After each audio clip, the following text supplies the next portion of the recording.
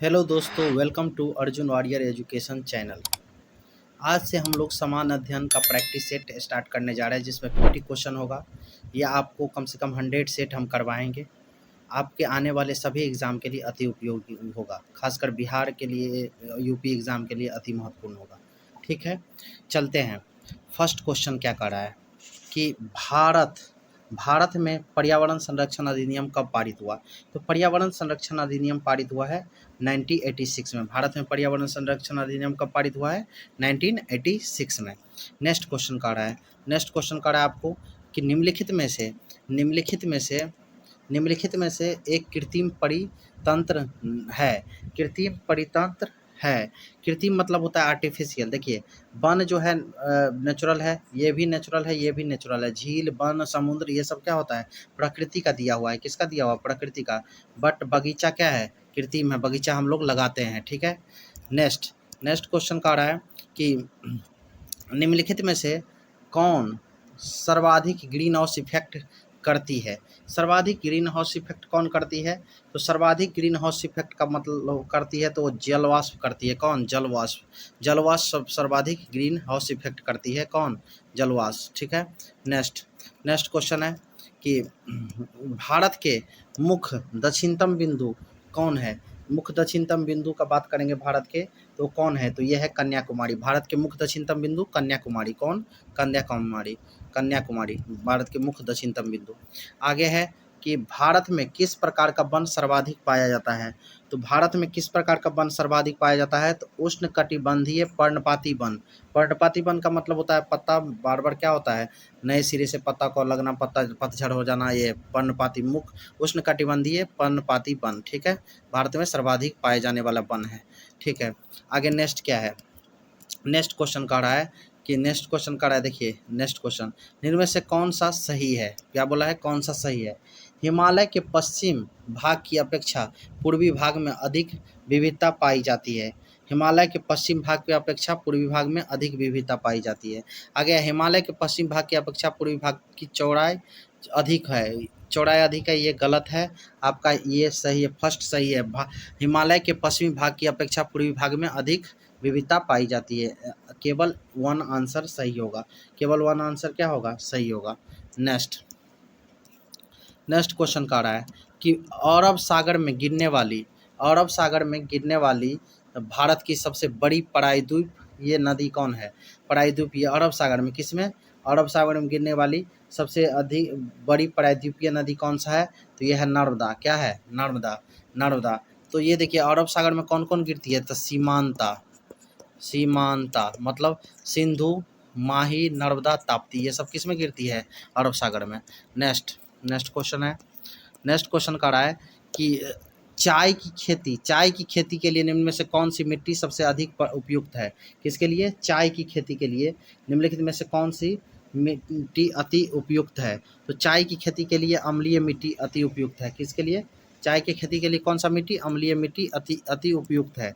चाय की खेती के लिए अम्लीय मिट्टी अति उपयुक्त है। मानसून निवर्तन होता है। मानसून निवर्तन क्या होता है? तो मानसून निवर्तन होता है आपका, मानसून निवर्तन का बात करेंगे तो ये उत्तर पश्चिमी भाग में से बंगाल की खाड़ी तक। मानसून निवर्तन उत्तर पश्चिमी भाग से बंगाल की खाड़ी तक होता है। कहाँ तक? उत्तर पश्चिमी भाग से बंगाल की खाड़ी तक। आप लोग भी ऑप्शन को देखिए कि आपको कितना आता है, उसको देख करके आप भी ऑप्शन पर जज करिए जो आपको कितना आता है। ठीक है। नेक्स्ट है कि बेंजुला की राजधानी बिहार के कोई भी एग्जाम होता है उसमें कैपिटल और कंट्री ये सब पूछा जाता है। अब देखिए, बेंजुला की राजधानी कहाँ है? तो बेंजुला की राजधानी का जब बात करेंगे तो काराकस। बेंजुला की राजधानी काराकस। कारा के निम्नलिखित में से कौन सुम्मिलित नहीं है? देखिए, कारा के निम्नलिखित में से कौन सुम्मिलित नहीं है? तो भारत में चक्रवात, ठीक है, चीन में टाइफून कहा जाता है, ठीक है, ऑस्ट्रेलिया में बिली चक्रवात आता है। इसके बाद देखिए, अमेरिका में बोगियो, ये क्या है आपका? ये सम्मिलित नहीं है। अमेरिका में बोगियो ये सम्मिलित नहीं है। भारत में चक्रवात, चीन में टाइफून, ऑस्ट्रेलिया में बिली ये सम्मिलित है। नेक्स्ट क्वेश्चन का रहा है कि कोरल रीफ या प्रवाह भित्ति मुख्यतः कहाँ पाई जाती है? कोरल रीफ और प्रवाह भित्ति मुख्यतः कहाँ पाई जाती है? तो कर्क एवं मकर रेखा के बीच। कोरल रीफ और प्रवाल भित्ति मुख्यतः कहाँ पाई जाती है? कर्क और मकर रेखा के बीच कोरल रीफ और प्रवाल भित्ति पाई जाती है। नेक्स्ट क्वेश्चन कह रहा है कि स्वर्ण सिंह समिति का संबंध किससे है? स्वर्ण सिंह समिति का संबंध किससे है? तो स्वर्ण सिंह समिति का संबंध मूल कर्तव्यों से है। अब मूल कर्तव्य कहाँ से लिया गया है? रूस से। कहाँ से लिया गया है? रूस से। ठीक है, आगे क्या कह रहा है कि न्यायोचित और एवं मानवीय कार्य दशाओं तथा मातृत्व सहायता के लिए उपबंध संविधान के किस अनुच्छेद में किया गया है? न्यायोचित एवं मानवीय कार्य दशाओं तथा मातृत्व सहायता के लिए उपबंध संविधान के किस अनुच्छेद में किया गया है? ये संविधान के किस अनुच्छेद में किया गया है? अनुच्छेद 42 में। मतलब न्यायोचित एवं मानवीय कार्य दशाओं तथा मातृत्व सहायता के लिए उपबंध संविधान के किस अनुच्छेद में किया गया है? अनुच्छेद किस में? 42 में, मतलब 42 में, अनुच्छेद 42 में। नेक्स्ट क्या कह रहा है कि भारत के नियंत्रण एवं महालेखा परिषद से संबंधित निम्नलिखित कथनों पर विचार कीजिए। किसका? नियंत्रण एवं महालेखा संबंधित निम्नलिखित कथनों पर विचार कीजिए। अब क्या कह रहा है कि इसके कार्यकाल 6 से 62 वर्ष तक होता है। क्या आयु तक होता है? यह राष्ट्रपति के प्रसाद अर्पण अपने पद पर बना रहता है। इसके वेतन एवं अन्य सेवा शर्तें राष्ट्रपति द्वारा निर्धारित की जाती है। तो इसका हो जाएगा उपयुक्त सभी, मतलब जो भी है सब के सब सही है, मतलब सब सही है। मतलब ये इसके कार्यकाल 6 वर्ष का होगा, या तो 62 वर्ष अंतिम उम्र होगा, या राष्ट्रपति के प्रसाद अपने क्या होगा? अपने पद पर बना रहेगा। इसके वेतन एवं अन्य सेवा शर्तें राष्ट्रपति द्वारा निर्धारित किया जाएगा। उपयुक्त सभी किसके लिए है ये? किसके लिए? महालेखा परीक्षक के नियंत्रण और महालेखा परीक्षक, ये सभी सही है। नेक्स्ट क्वेश्चन कह रहा है कि राज्यों में मुख्यमंत्री समेत मंत्रियों की अधिकतम संख्या विधानसभा की कुल संख्या के कितने प्रतिशत होता है? तो ये जानते भी होइएगा आप लोग, कितने परसेंट का होता है ये? 15%। मंत्री बनेगा 15% MLA। ठीक है। नेक्स्ट क्वेश्चन कह रहा है कि रीट जारी करना उच्चतम न्यायालय में किस क्षेत्राधिकार में आता है? रीट जारी करना उच्चतम न्यायालय के किस क्षेत्राधिकार में आता है? रीट जारी निकालना तो न्यायादेश क्षेत्राधिकार में रीट जारी करना आता है। नेक्स्ट क्वेश्चन करा है दल बदल अधिनियम संबंधी संशोधन कब पारित किया गया? दल बदल अधिनियम संबंधित संशोधन कब पारित किया गया है? तो ये किया गया आपको बी मतलब क्या? 1984 में। दल बदल अधिनियम कब पारित किया गया है आपको? कौन सा अधिनियम? दल बदल। तो 1985 में। कब किया गया? 1985 में। सॉरी, ये 1985 में किया गया। दल बदल अधिनियम 1985 में किया गया था। और दल बदल अधिनियम कब किया गया था? 1985 में। ठीक है, आगे देखिए, ये आयाराम गयाराम के कंसेप्ट पर है। ये अब क्या कह रहे हैं कि इसका सर्वप्रथम प्रत्यक्ष चुनाव का प्रावधान निम्नलिखित में से किस अधिनियम द्वारा किया गया है? सर्वप्रथम प्रत्यक्ष चुनाव का प्रावधान निम्नलिखित में से किस अधिनियम द्वारा किया गया है? तो ये किया गया है भारत शासन अधिनियम 1919 द्वारा। भारत शासन अधिनियम 1919 द्वारा सर्वप्रथम प्रत्यक्ष चुनाव का प्रावधान भारत शासन अधिनियम 1919 द्वारा। ठीक है। नेक्स्ट क्वेश्चन कह रहा है कि प्रधानमंत्री का राष्ट्रपति को सूचनाएं प्रदान करने संबंधी कर्तव्यों का उल्लेख। प्रधानमंत्री राष्ट्रपति को इन्फॉर्मेशन देगा, सूचना प्रदान करेगा। इससे संबंधित किस अनुच्छेद में है? तो किस आर्टिकल में है? यह आपका है अनुच्छेद कितना? अनुच्छेद 78। अनुच्छेद क्या होगा? 78 में, 78 में। प्रधानमंत्री का राष्ट्रपति को सूचना प्रदान करना, अनुच्छेद 78। नेक्स्ट क्वेश्चन कह रहा है कि निम्नलिखित में से कौन देश प्रातःकाल शांति की भूमि के नाम से जाना जाता है? लैंड ऑफ मॉर्निंग काम। प्रातःकाल शांति भूमि के नाम से कौन सा देश जाना जाता है? तो प्रातःकाल शांति के भूमि के नाम से दक्षिण कोरिया जाना जाता है। कौन जाना जाता है? दक्षिण कोरिया।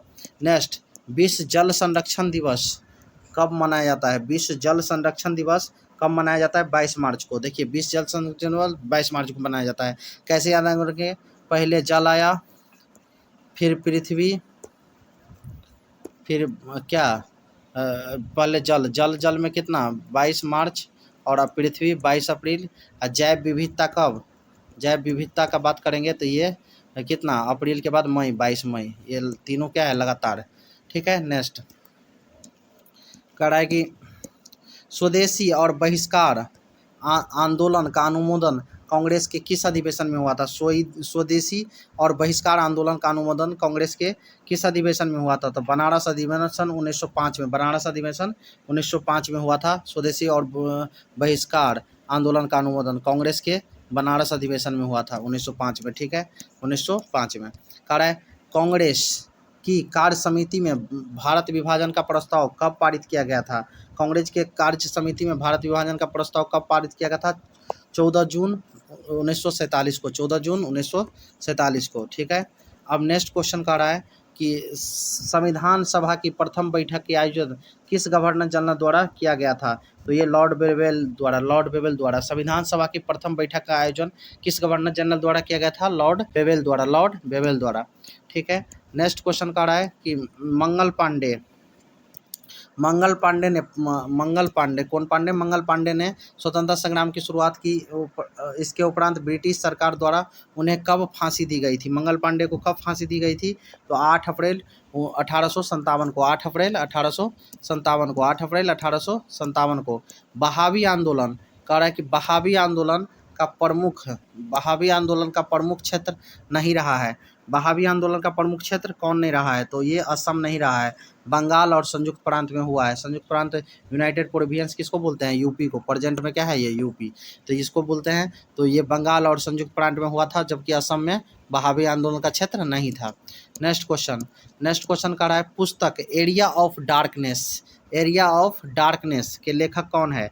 तो एरिया ऑफ डार्कनेस का लेखक है B.S. Naipaul. Area of darkness का लेखक कौन है? B.S. Naipaul. Area of darkness का लेखक B.S. नायपॉल। अब कह रहा है कि सूची सम्मिलित कीजिए। सूरत अधिवेशन कब हुआ था? मतलब सूरत अधिवेशन आपका कब हुआ था? तो सूरत अधिवेशन हुआ था 1907 में। अब 1907 कहाँ है देखते हैं, नहीं है। कह रहा है कि सूरत की संधि बोला है, ये अधिवेशन नहीं है। सूरत की संधि कब हुआ था? सूरत का संधि आपका हुआ था, सूरत का संधि 1775 में। अब ये नीचे आपको दिखेगा 1775, देखिए यहाँ, तो 1 का 4 होगा 1775 में। सूरत का संधि कब हुआ था? 1775 में, मतलब 1775 में। अब पूना का संधि का बात करेंगे तो पूना का संधि हुआ था आपका कितना में? 1817 में। पूना का संधि 1817 में, पूना की संधि 1817 में। अब पुरंदर की संधि 1665 में, और देवगांव की संधि 1803 में। सूरत की संधि कब हुआ था? सूरत की संधि 1775 में, पूना की संधि 1817 में, पुरंदर की संधि 1665 में, और देवगांव की संधि 1803 में। ठीक है, अब देखिए इसका इस हिसाब से ऑप्शन क्या होगा सही? ऑप्शन हो जाएगा सी नंबर सही हो जाएगा, 1 का 4। ठीक है, नेक्स्ट क्वेश्चन कह रहा है कि निम्नलिखित में से किसे गुप्त काल में की जानकारी मिलती है? निम्नलिखित में से किससे गुप्त काल की जानकारी मिलती है? तो गुप्त काल की जानकारी मिलती है किससे? तो गुप्त काल की जानकारी मिलती है आपको मृच्छकटिकम की मुद्रा राक्षस से। तो मृत काल की जानकारी मिलती है मृच्छकटिकम से गुप्त काल की जानकारी मिलती है। ठीक है, मृच्छकटिकम से। कलिंग का शासक खारवेल किस धर्म के अनुयायी थे? खारवेल थे आपको जैन धर्म के अनुयायी। खारवेल किस धर्म के अनुयायी थे? जैन धर्म के अनुयायी। खारवेल जैन धर्म के अनुयायी थे। कह रहा है भित्रीय स्तंभ अभिलेख किस शासक से संबंधित है? तो भित्रीय स्तंभ अभिलेख स्कंदगुप्त से है। भित्रीय स्तंभ अभिलेख किससे है? स्कंदगुप्त से है। नेक्स्ट क्वेश्चन कह रहा है कि दक्षिण में स्थित कैलाश मंदिर का निर्माण किस शासक द्वारा निर्मित हुआ है? दक्षिण में स्थित कैलाश मंदिर पल्लव शासक द्वारा। ठीक है, अब कह रहा है कि सिकंदर की मृत्यु के बाद भारत ने अपनी गर्दन से दास्ता का जुआ उतार फेंका, साथ ही अपने गवर्नरों की हत्या कर दी। इस मुक्ति युद्ध के नायक सेड्रोकोटस था। चंद्रगुप्त के विषय में यह किसने लिखा था? तो ये लिखा था आपको एरियन ने। किसने? एरियन ने। चंद्रगुप्त मौर्य के बारे में कौन लिखा था? एरियन ने। नेक्स्ट कह रहा है कि हाँ, ध्वनि का प्रभाव मानव के मस्तिष्क में संवेदन कितने समय तक रहता है? ध्वनि का प्रभाव का संवेदन रहता है 1/10 सेकेंड तक। आगे कह रहा है नेत्र में प्रवेश करने वाले प्रकाश की मात्रा को नियंत्रण किस अंग द्वारा किया होता है? नेत्र में प्रवेश करता है प्रकाश की मात्रा का नियंत्रण आइरिस द्वारा। किसके द्वारा? आइरिस के द्वारा। आइरिस के द्वारा होता है। अब कह रहा है रक्त अशुद्धियाँ किस अंग में जाकर छनती है? रक्त अशुद्धियाँ किस रंग में जाकर छनती है? बिक्र में। रक्त की अशुद्धियाँ किस अंग में जाकर छनती है? बिक्र में। बिक्र किडनी को बोलते हैं।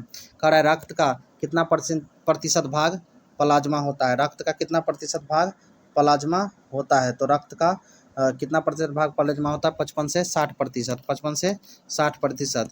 एक पौधे और पुष्पन होने के लिए उत्तरदायी, एक पौधे पर पुष्पन होने के लिए उत्तरदायी कौन है? तो उत्तरदायी एक पौधे पर पुष्पन होने के लिए है, वो है आपका फ्लोरीजीन। एक पौधे पर पुष्पन होने पर उत्तरदायी फ्लोरीजीन। कारण इंद्रधनुष किसके कारण बनता है? इंद्रधनुष किसके कारण, बहुत भी है क्वेश्चन है, कितना बार पूछा हुआ है। इंद्रधनुष किसके कारण बनता है? तो ये बनता है आपका परावर्तन और अवर्तन दोनों के कारण। परावर्तन और अवर्तन दोनों के कारण इंद्रधनुष बनता है। नेक्स्ट है, एक ही पदार्थ के अणुओं के बीच कार्यकारी आकर्षण बल, एक ही पदार्थ के अणुओं के बीच कार्यकारी आकर्षण बल को क्या कहा जाता है? तो आकर्षण बल को ससंजक बल कहा जाता है। क्या कहा जाता है? ससंजक बल। ठीक है। आगे नेक्स्ट कर रहा है, किस अभिक्रिया में भाग लेने वाले पदार्थ को क्या कहते हैं? किसी अभिक्रिया में जो भाग लेता है पदार्थ उसको क्या कहते हैं? अभिकारक। क्या कहते हैं? अभिकारक। अब नेक्स्ट क्वेश्चन कह रहा है कि क्षारक को जल में घोलने पर क्या मुक्त होता है? क्षारक को जब हम जल में घोलते हैं तो क्या मुक्त होता है? OH- ion, OH-। ठीक है। ये होता है जिसको बेस बोलते हैं। क्षारक को जब घोलने पर क्या मुक्त होता है? OH-। अब देखिए यहाँ नेक्स्ट क्वेश्चन का रहा है कि नींबू के रस का pH वैल्यू कितना होता है? किसके? नींबू के रस का pH वैल्यू 2.2 होता है। नींबू के रस का, क्योंकि ये अम्लीय होता है, 2.2 होता है नींबू के रस का pH वैल्यू। बादल और वायुमंडल का तैरना किस कारण होता है? बादल और वायुमंडल का तैरना किस कारण होता है? तो ये आपका होता है किस कारण से? तो बादल और वायुमंडल को तैरना ये होता है सहायता के कारण। किसके कारण? सहायता, विस्कोसिटी के कारण, का सहायता के कारण। नेक्स्ट क्वेश्चन, छाया में पनपने वाला पौधा को क्या कहते हैं? जो पौधा छाया में पनपता है उस पौधे को आप क्या बोलते हैं? सियोफाइटस। पौधा में छाया में पनपने वाला पौधे को सियोफाइटस। अब कह रहा है मेहरीन अंतर्राष्ट्रीय सीमा रेखा किस दो देश के बीच है? कौन सा मेहरीन? तो रूस और फिनलैंड। मेहरीन अंतर्राष्ट्रीय सीमा रेखा रूस और फिनलैंड। रूस और चीन के सीमा रेखा को हम लोग क्या बोलते हैं? मैकमोहन। क्या बोलते हैं? मैकमोहन। नेक्स्ट कह रहा है कि जैव विविधता दिवस कब मनाया जाता है? ये आ गया जैव विविधता दिवस। तो हम बोले थे पहले जल आया, फिर पृथ्वी, फिर जैव विविधता। तो मार्च, अप्रैल, मई। तो कितना मई को? तो ये आपको 22 मई को, तीनों लगातार है। 22 मई को देखिए जल पहले क्या आएगा? जल 22 मार्च को, फिर इसके बाद पृथ्वी 22 अप्रैल को, फिर पहले जल आया, फिर पृथ्वी, फिर जैव विविधता 22 मई को। मार्च, अप्रैल, मई। ठीक है, तो 22 मई हो जाएगा जैव विविधता दिवस। अब नेक्स्ट क्वेश्चन का रहा है कि समुद्र खाद्य सुरक्षा NFSM की शुरुआत किस वर्ष की गई थी? समुद्र खाद्य सुरक्षा NFM की शुरुआत की गई थी 2007 में। समुद्र खाद्य सुरक्षा NFM की शुरुआत की गई थी 2007 में। नेक्स्ट, भारत में मुद्रास्फीति के प्राकलन का सबसे प्रचलित माप है? मुद्रास्फीति के प्राकलन का सबसे प्रचलित माप है CPI। क्या है? CPI, consumer price index. CPI क्या है? CPI। भारत में मुद्रास्फीति के प्राकलन का सबसे प्रचलित मापदंड है CPI, consumer price index. Thank you for watching my channel. अगर आपको अच्छा लगा दोस्तों तो शेयर एंड सब्सक्राइब करें। इसी तरह से हम डेली 50 का सेट आपको करवाएंगे। Thank you.